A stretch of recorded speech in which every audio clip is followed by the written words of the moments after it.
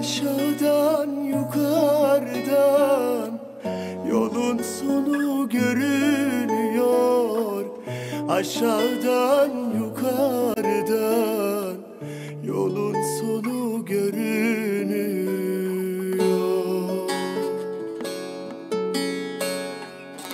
Geçtim dünya üzerinden, ömür bir nefes derinden. Bak feleğin çemberinden yolun sonu görünüyor.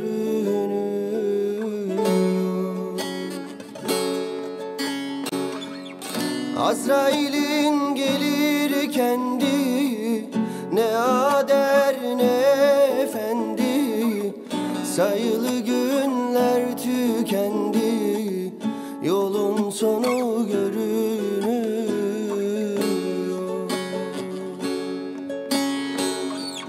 Azrail'in gelir kendi, ne ader ne efendi. Sayılı günler tükendi, yolun sonu görünüyor.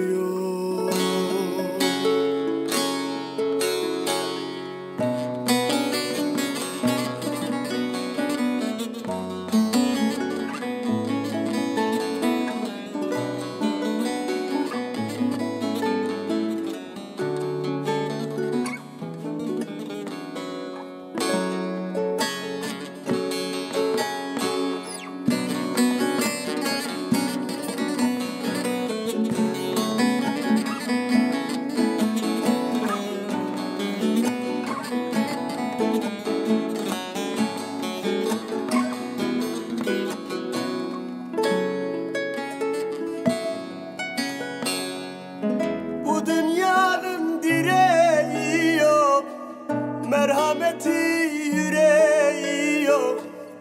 Bu dünyanın direği yok, merhametin yüreği yok. Kılavuzun gereği yok, yolun sonu görünüyor. Kılavuzun gereği yok, yolun sonu görünüyor.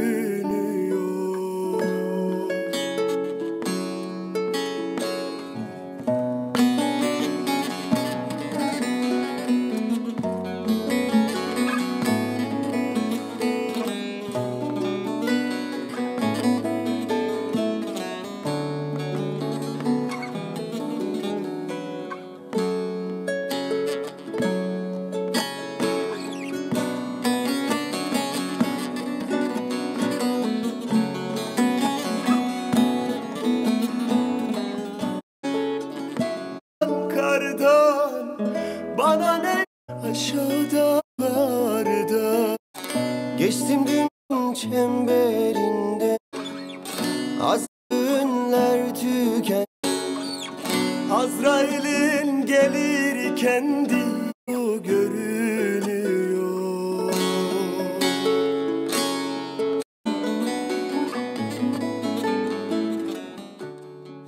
От души, брат.